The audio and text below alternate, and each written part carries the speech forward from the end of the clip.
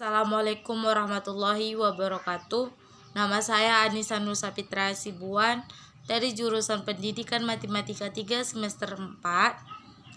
Baik, di sini saya dari kelompok 8 ingin menjelaskan tentang koordinasi saraf dan hormonal. Baiklah, di sini saya akan menjelaskannya. Yang saya susun, koordinasi saraf dan hormonal. Pengertian koordinasi saraf dan hormonal. Di dalam sistem, saraf bersama-sama dengan sistem hormon berfungsi untuk memelihara fungsi tubuh. Pada umumnya, sistem saraf berfungsi untuk mengatur, misalnya kontraksi otot, dalam perubahan alat-alat tubuh bagian dalam yang berlangsung dengan cepat dan kecepatan sekresi beberapa kelenjar androgen. Sistem saraf pada manusia memiliki sifat mengatur yang sangat kompleks dan khusus. Sistem saraf menerima berjuta rangsangan yang berasal dari berbagai organ. Semua rangsangan tersebut akan bersatu untuk dapat menentukan respon apa yang akan diberikan oleh tubuh. Dan rangsangan dapat berasal dari luar tubuh, rangsangan eksternal, dan rangsangan dari tubuh yaitu rangsangan internal. Dan rangsangan eksternal misalnya kita itu dapat dari cahaya, suara, gravitasi, suhu, dan panas dan dingin. Sedangkan rangsangan internal kita bisa merasakan yaitu lapar, haus, sakit, nyeri, dan sebagainya. Untuk beraksi terhadap berbagai rangsangan, tubuh kita memerlukan 3 komponen, yaitu reseptor, sistem saraf, dan efektor.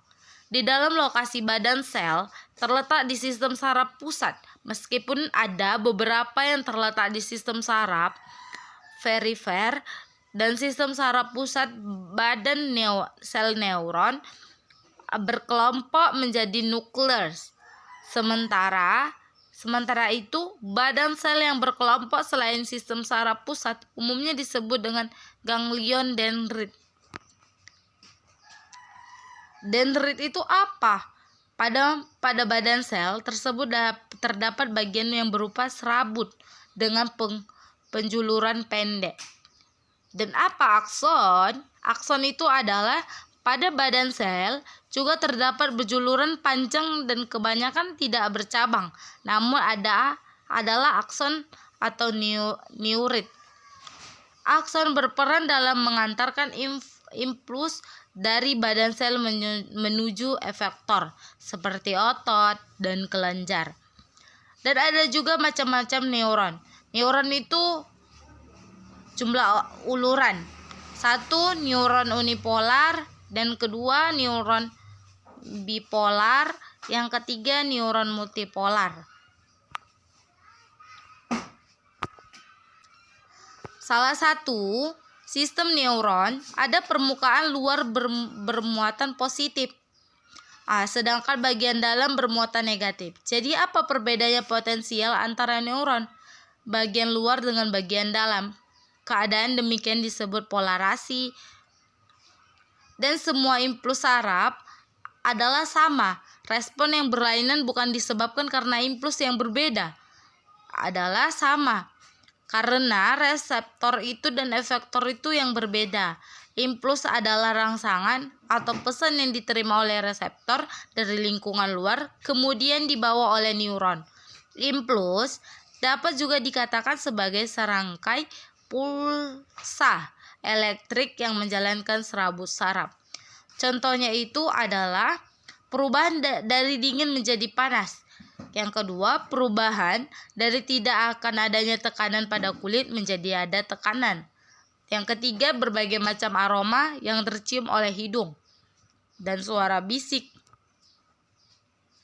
Dan sistem hormon. Sistem hormon itu adalah zat kimia dalam berbentuk senyawa organik yang dihasilkan oleh kelenjar androgen. Hormon mengatur aktivitas seperti metabolisme, reduksi, pertumbuhan, dan perkembangan. Hormon dihasilkan oleh kelenjar, yang kelenjar disebut kelenjar androgen.